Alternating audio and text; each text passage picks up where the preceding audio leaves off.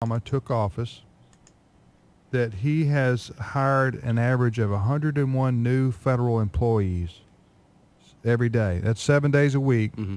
For all 202 weeks that he's been president, he's added 101 new federal government employees to the rolls since he took office. That makes 143,000 more federal workers.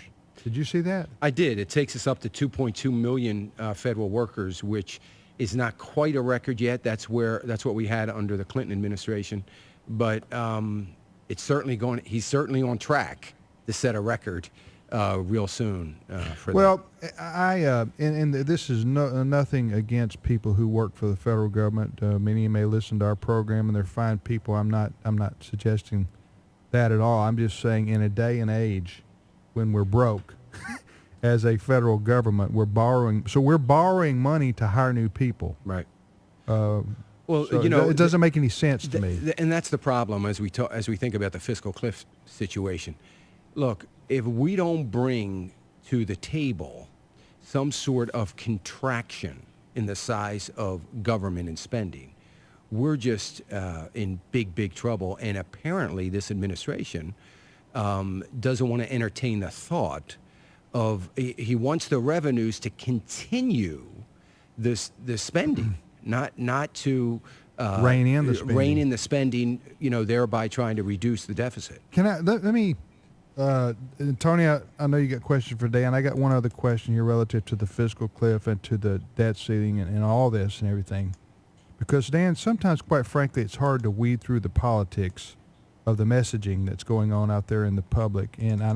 And like you got to keep your eye on the Republicans too. We're not we're not lapdogs here for the GOP. Although we know President Obama, we know where he is with his big Keynesian government approach.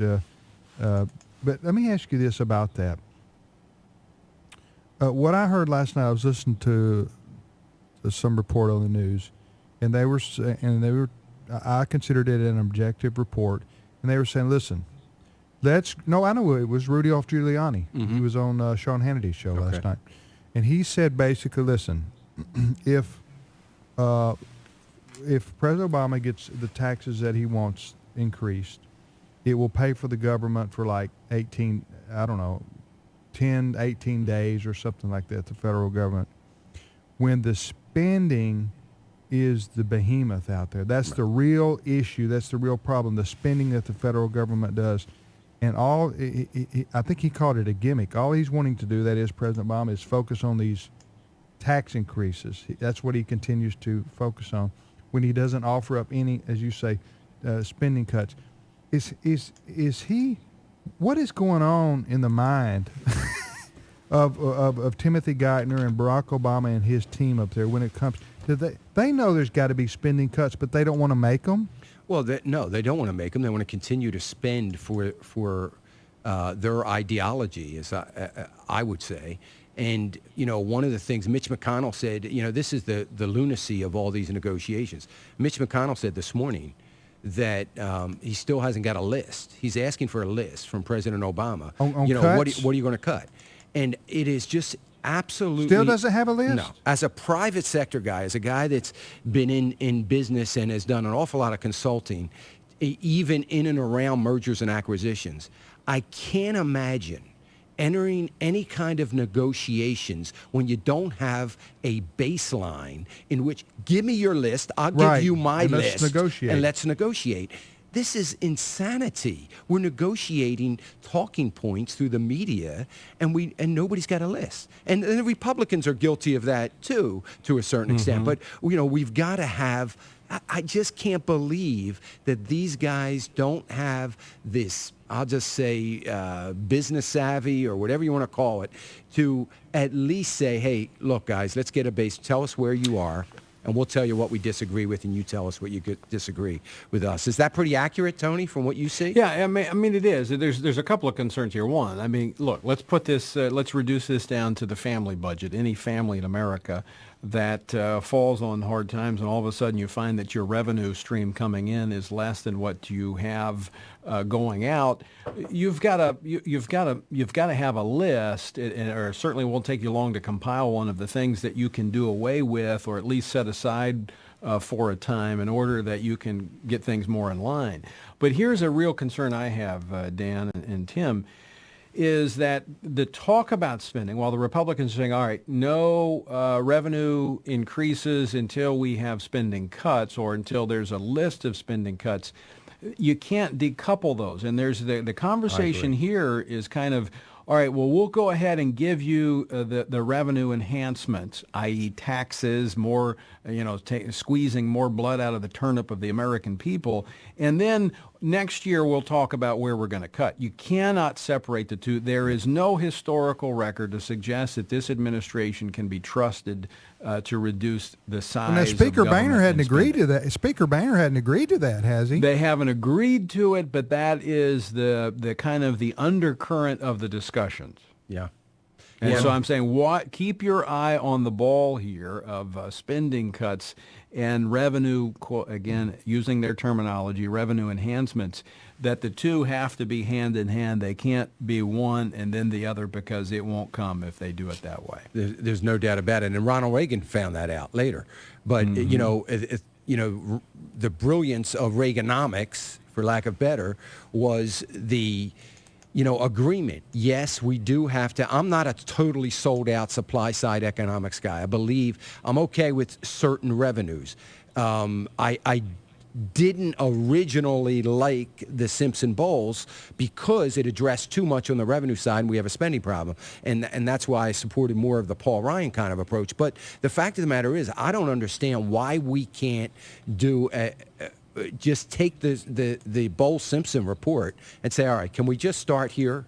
It's $1 trillion of increases and $4 trillion in cuts. Can we at least start here? And I think that would be a great start. Right. It's the president's commission. Exactly. It's the president's commission. It's supposed to be bipartisan. So if anything, it's tilted toward the Democratic side of the economic equation. Exactly. So you're right. Use that as a starting point. Yes, I agree with you guys. Here's what's happened, in my opinion, is that the president has campaigned on tax the rich. You tax the rich, pay your fair share, redistribution, spread the wealth, all these things that he's campaigned on. Well, now it's come time to offer your cuts. It's all been theory heretofore. Yes, we got to get President Obama would give lip service to get the deficit down and deal with this debt problem. But now it's come time. You've won the election. There's no election out there, before you. You don't have to campaign anymore. It's time to lead. It's time to offer as you say, let's see your plan. And you know what? President Obama doesn't have a plan to cut federal government spending. Well, to cut. I think he has a plan. Yeah, but only to tax. He Has an doesn't agenda. have. He That's for doesn't. sure. Exactly. And like you guys are saying, I think most Americans would go with a 4-to-1 cut. You increase taxes by 1 and you cut spending by 4. Most Americans would say, I can go for that. That's the Simpson Bowles approach, you're saying? That's pretty much. Yeah, that's what it comes down to, and there's detail to it.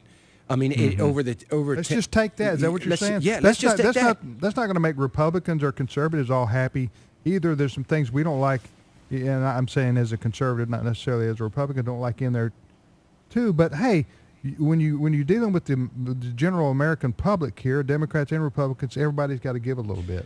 We're destined to come up with a bad plan when we're negotiating without anything on the table. I mean, it's ridiculous. We're negotiating at the 11th hour, once again, without any kind of... And, it's interesting because the headline today in the markets is the markets are up on news or on, it looks like they're coming to some sort of resolution. I don't know where they get that from, on the fiscal cliff thing. And what the markets are enthused about today is the possibility of kicking the can down the road. Yeah. That's what they're excited about, that Yeah. we're going to kick the can down the road for 2013.